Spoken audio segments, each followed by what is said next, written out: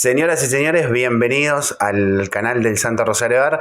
Mi nombre es Marcelo Goiris. Ya estamos para presentarte la novena carta de El Diablo a su sobrino. Estamos en compañía aquí del Padre Franco. Nos viene regalando este curso, esta enseñanza, este exégesis sobre el libro de Luis.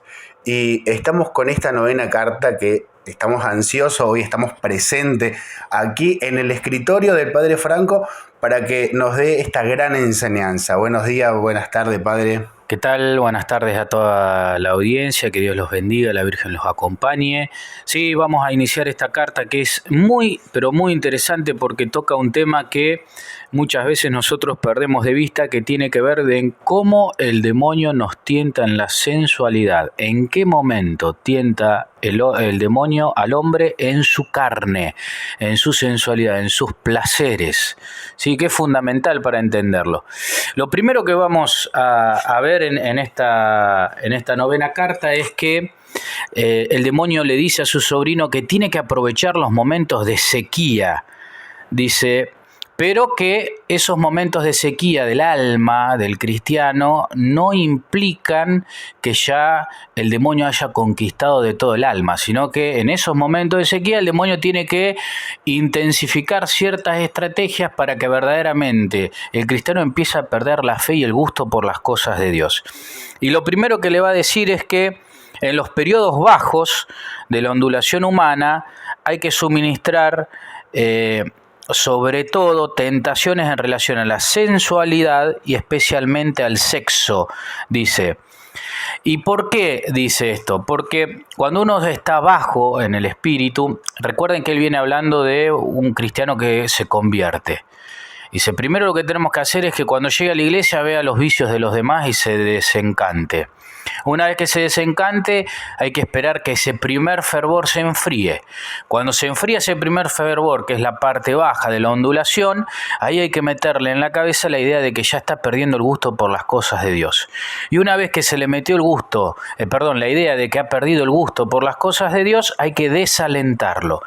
Y desalentado, ¿qué hay que hacer? Hay que empezar a tentarlo desde la sensualidad. ¿Por qué? Dice, porque el cristiano ahí, el ser humano, empieza a experimentar cierta tristeza. Y esa tristeza hace que el ser humano empiece a cerrarse un poco más. Entonces dice, se produce una asincronía, es decir, el cristiano o el ser humano experimenta, que eso nos ha pasado algunas veces a todos, o quizá te está pasando al que está viendo en este momento este curso, experimenta un desgano. Entonces por ahí está más tirado en la cama, pasa más tiempo con el celular, más tiempo mirando series, más tiempo solo. Experimenta como un cansancio que no lo deja salir a las cosas sociales, deja de ir a misa, deja de rezar el rosario, deja de practicar la fe, tiene como un desgano. Sin embargo, dice Luis, ahí el hombre experimenta un desgano, pero lejos de carecer de energía, es cuando mayor concentración de energía tiene. Entonces dice, ahí es donde el demonio aprovecha a tentarnos en la sexualidad, porque toda esa energía tiene que ser canalizada. Ya no se canaliza en la actividad parroquial, en el servicio al grupo de jóvenes, en las ollas solidarias, en el trabajo caritativo, en Cáritas, en las oraciones, en forzar nuestra voluntad para rezar, para leer, para formarnos. Eso ya no se está canalizando esa energía, pero se acumula. La persona por un lado experimenta desgano, como que no tiene energía, pero por otro lado hay una cantidad de energía mucho mayor. ¿Qué pasa? Al estar con esa sensación de tristeza y al no tener la motivación para las cosas de Dios desde lo sensible y estar desanimado, tiene como una especie de depresión espiritual. Pero esa energía está. Entonces, ¿qué hace el demonio? ¿Cómo vas a sacar esta energía? A través de la sensualidad. Entonces empieza a suscitar pensamientos sensuales, uno empieza a tener una percepción más sexualizada de su cuerpo, en el caso de las mujeres incluso, y empieza a consumir cosas en internet que no tiene que consumir, o recordar pecados pasados, y ahí entra toda la dimensión de la autosatisfacción o de la búsqueda de satisfacción de otros, ¿sí? En la búsqueda de tener algún consorcio con el otro, etc. Por eso Esto es un consejo. Cuando uno está de novio con alguien, siendo cristiano, hay que evitar los momentos de demasiado ocio juntos. Es decir, el momento para pasar con mi pareja tiene que ser un momento fructuoso, o tiene que ser el momento en el que vamos a visitar un enfermo, vamos a hacer algún apostolado, en el momento en el que estamos charlando sobre algún tema, conociéndonos, compartiendo con amigos, solos tirados en la cama, solos tirados en el pasto mirando el cielo, solos haciendo gestos de ternura, no porque ahí el cuerpo experimenta esa depresión, la energía se potencia y mi fuerza de voluntad está anulada, como para contener, ¿sí?, la tentación. Bueno, eso el demonio lo sabe. Entonces, ¿cuál es el remedio para esto? Manos a la obra. ¿Qué es lo que hacen los monjes en el monasterio? Dividen su día, 8 horas de trabajo, 8 horas de oración y 8 horas de descanso. Hay que trabajar. Si yo estoy pasando por momentos donde mi fe está decayendo, tengo que trabajar para Dios, para que mi fe crezca y para que la sensualidad no aflore, para no prepararle el terreno al demonio. Entonces tenemos que tener cuidado. Esos momentos, ¿vieron esas personas que son muy perezosas, que les gusta hacer fiaca en la cama? No. Por eso la espiritual nos dice, suena el despertador, hay que levantarse. Esos 5 minutitos predisponen el cuerpo a esta lógica de bajar la energía de la voluntad, sentir desgano y subir la energía de la sensualidad y del placer. Pero hay algo mucho más interesante que dice acá Luis. Dice, no hay que tener problemas, hay que tener cuidado, dice, porque el placer es creado por Dios. Por lo tanto, hay ámbitos del placer que son correctos, que el ser humano va a buscar y que nosotros tenemos que evitar que lo haga correctamente la búsqueda del placer. ¿Sí? ¿Por qué? Porque ahí se acerca más a Dios. Por ejemplo, una persona que siente el placer haciendo el bien, se va a acercar a Dios. Una persona que siente placer al compartir con amigos, se va a acercar a Dios. Entonces, ¿qué hay que hacer? Hay que deformar la búsqueda del placer. Que por otro lado, todo hombre busca el placer por una cuestión de compensación. Miren lo que dice acá. Nunca olvides que cuando estamos tratando con cualquier placer en su forma sana, normal y satisfactoria, estamos en cierto sentido en el terreno del enemigo, o sea, de Dios. Ya sé que hemos conquistado muchas almas por medio del placer. De todas maneras, el placer es un invento suyo y no nuestro. Él creó los placeres. Todas nuestras investigaciones hasta ahora no nos han permitido producir ni uno. Todo lo que podemos hacer es incitar a los humanos a gozar los placeres que nuestro enemigo ha inventado en momentos o en formas o en grado que él ha prohibido. Esto es brillante. Esto es brillante. El demonio no puede producir placeres nuevos.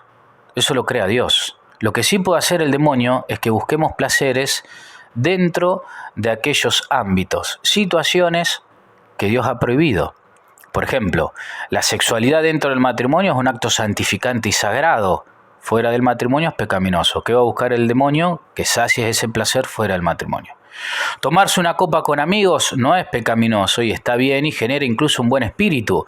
Ahora, emborracharse con tus amigos para salir en un ámbito de música, de oscuridad, etcétera, sí genera una disposición al pecado. O tomar alcohol solo para emborracharse, para ahogar las penas, como se dice normalmente. Es decir, el demonio va a utilizar la búsqueda del placer, que es bueno, en ámbitos y en situaciones malas y en excesos, ¿sí? Eso tenemos que entender, porque acá entra en juego una virtud que tenemos que cultivar, que es una virtud que se cultiva muy poco, que es la templanza. La virtud de la templanza, que me permite a mí ser moderado, buscar el justo medio, no la mediocridad, el justo medio, el equilibrio en aquellas cosas. Puedo tener en cuenta siempre este discernimiento que me hace Santo Tomás de Aquino. Dice, el que no se da los placeres lícitos, termina por dárselos ilícitos. Es decir, no puedo aniquilar absolutamente la búsqueda del placer porque termino desbarrancando. Tengo que cultivar el placer, pero en el ámbito que Dios me lo ha permitido, en las cosas de Dios, en la música de Dios, ¿sí? En la obra de Dios, en la diversión de Dios, en la charla de Dios, en la formación, en la lectura de Dios, puedo hacerlo y eso me va a generar placer, pero es un placer lícito. Entonces, ese discernimiento es importante, es decir, esto que yo voy a hacer ahora, ¿está dentro del ámbito de lo que Dios quiere para planificarme? ¿Está dentro de los límites o es excesivo? ¿Sí? Esto es importante porque hay cosas buenas que excesivamente se convierten en malas. Por ejemplo, volvemos al tema del alcohol. Tomar alcohol no es pecado. De hecho, en la misa se utiliza el alcohol y el Señor bebió alcohol y convirtió las tinajas de agua en vino. No hay problema. El tema es el exceso. ¿Sí? Tomar leche chocolatada no es malo. Bueno, si te tomas 7 litros de leche chocolatada, evidentemente vas a tener un problema hepático, ¿sí? Entonces, ¿qué quiero decir con esto? El tema es el exceso y el demonio sabe eso y sabe que nuestra carne es débil, por lo tanto va a tentar de que busquemos aquello que aparentemente es bueno y natural, pero que esté dentro de un ámbito o de un lugar que no sean los queridos por Dios. Pero sabemos que el placer es bueno, ¿sí? Esto es muy lúcido de parte de Luis. ¿Por qué la sexualidad, la sensualidad es la mayor debilidad del hombre? Bueno, en primer lugar porque es el acto en el que más nos parecemos a Dios. Dios es Dios porque es creador y porque creando ama y ama crea. Entonces en la sexualidad se junta todo. En la sexualidad el hombre es co-creador con Dios, crea vida, engendra vida y es el único ámbito o la única actividad que uno hace con la persona que ama, que está permitida. Por lo tanto, esa actividad de la sexualidad une absolutamente el cuerpo y el alma. Por eso es tan fuerte en nosotros. Porque nos une de tal manera, nos genera una unidad de tal manera que, claro, el placer que sentimos y la experiencia que tenemos es casi religiosa. De hecho es religiosa, porque San Juan Pablo II en su Teología del Cuerpo nos habla de que es un acto sagrado. Y Benedicto XVI, en la encíclica Deus Caritas Est, también nos muestra que el ámbito de la sexualidad es un ámbito sagrado, es un elixir de algún modo, dice ahí. Pero ¿por qué nos tienta tanto, nos tira tan abajo? Porque justamente al ser una de las experiencias que más toca a Dios y que más nos hace parecido a Él, son las más profundas. Por lo tanto, ¿qué hace el demonio? Pervierte aquello que más nos hace parecido a Dios para alejarnos de Dios. ¿La sexualidad en el matrimonio se vuelve vicioso en algún momento? ¿Cuándo se vuelve? Se puede volver vicioso cuando es solamente la búsqueda del placer por el placer mismo, cuando instrumentalizo a mi pareja solamente para el placer, para el gozo, y cuando mi pareja tiene que estar sometida a mis necesidades para satisfacerlas y no soy capaz de consensuar que sea un ámbito de un lugar sagrado. Incluso en la Sagrada Escritura, muchas personas, muchos personajes de la Sagrada Escritura santos, antes de tener el consorcio sexual, rezaban. Y muchos santos hacían lo mismo. ¿Por qué? Porque es un ámbito sagrado. Entonces, ¿cuándo se vuelve un vicio? Cuando se vuelve simplemente satisfacción del cuerpo y cuando yo no puedo controlarlo, no dejo de hacerlo.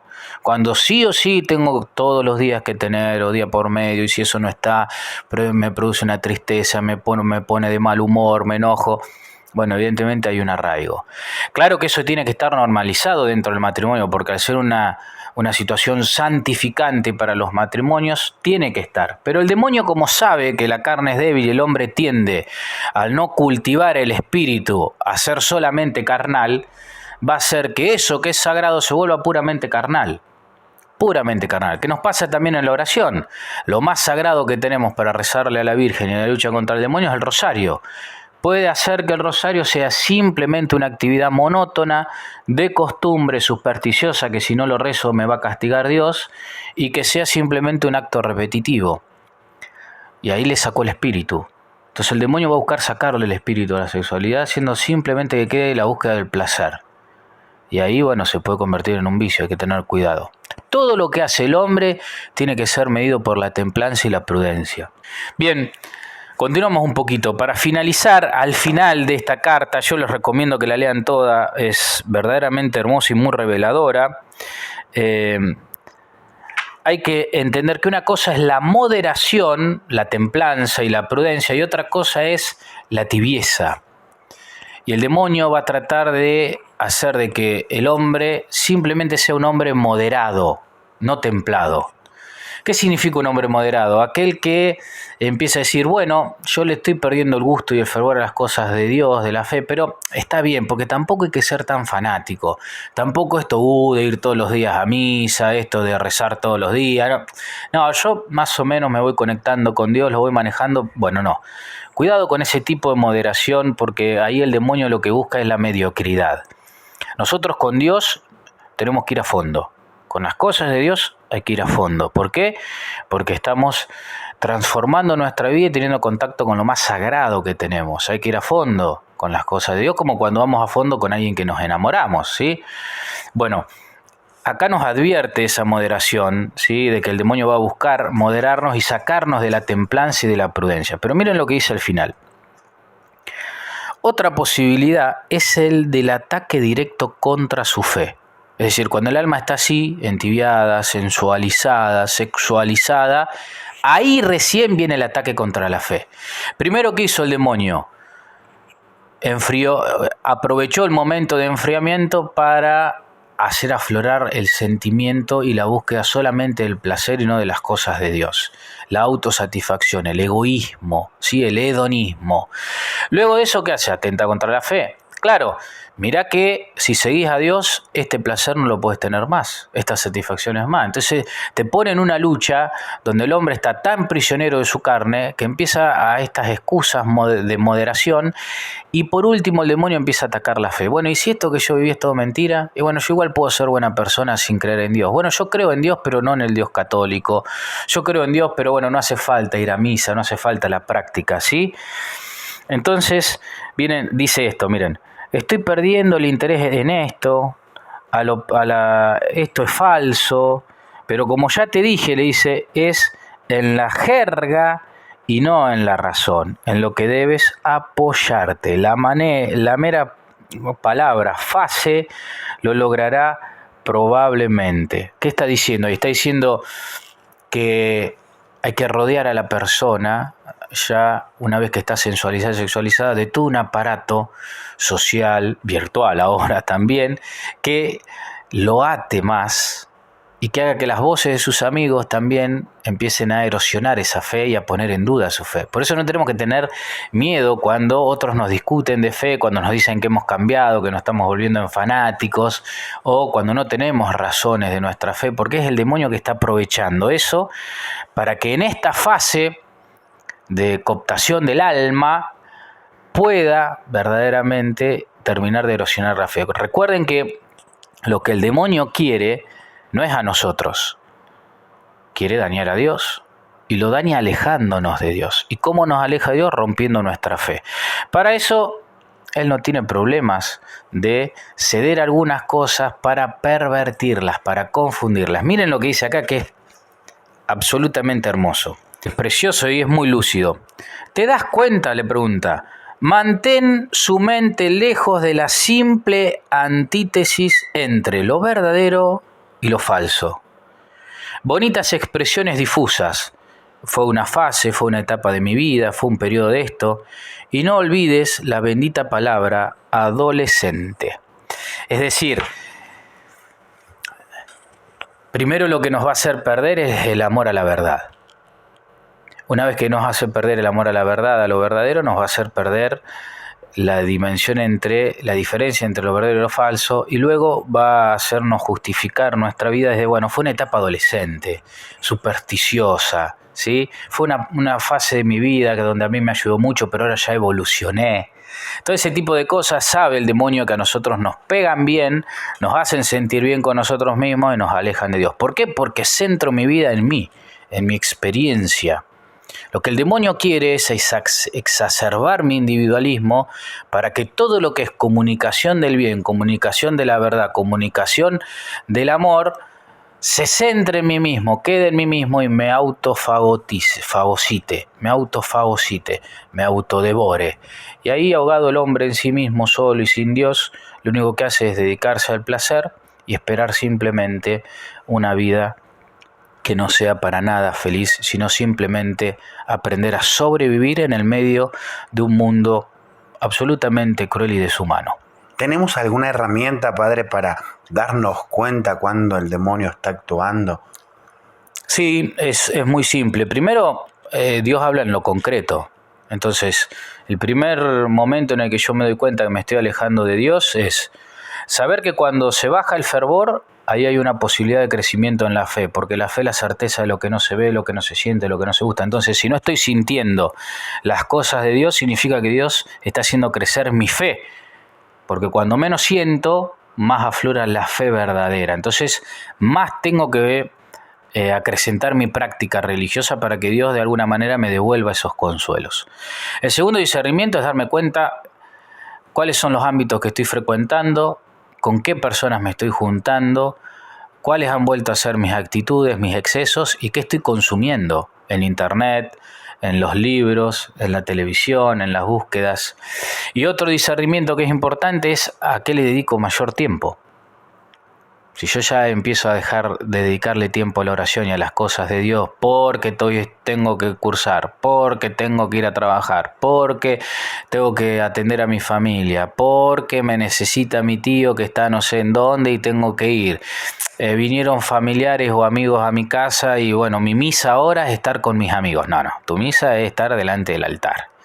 Ahí lo que hiciste un acto de caridad y en vez de cumplir con el precepto, tuviste respeto humano. Bueno, pecado mortal. Entonces, esas herramientas, la herramienta mejor que tenemos es el discernimiento. Para eso tenemos que formar nuestra conciencia. ¿Cómo formo mi conciencia? Formándome, aprendiendo la fe. ¿Cómo me empiezo a formar? Hay que leer los evangelios y hay que leer el catecismo de la Iglesia Católica. ¿Qué recomiendo yo? Primero leer el catecismo de la Iglesia Católica, luego leer el Nuevo Testamento, y luego, una vez que se terminó el Nuevo Testamento, antes de leer el Apocalipsis, leer el Antiguo Testamento y luego el Apocalipsis. Y los documentos de la Iglesia, que siempre es importante, y la enseñanza de los santos. Bueno, muy linda reflexión en esta novena carta de El Diablo a su sobrino. Le damos gracias al Padre Franco por compartir este exégesis con nosotros. Te invitamos a que te suscribas, comparta, que compartiendo estás evangelizando. Puedes compartir en WhatsApp, en Instagram, en Facebook, en todos los medios digitales y nos ayudas también a seguir evangelizando. Le vamos a pedir al Padre Franco que nos dé la bendición para mí, para vos que estás del otro lado. Bueno, que el Señor esté con ustedes. Con su espíritu. Que la bendición de Dios Todopoderoso, Padre, Hijo y Espíritu Santo descienda sobre ustedes, su familia, sus trabajos, los acompañe y fortalezca siempre. Amén.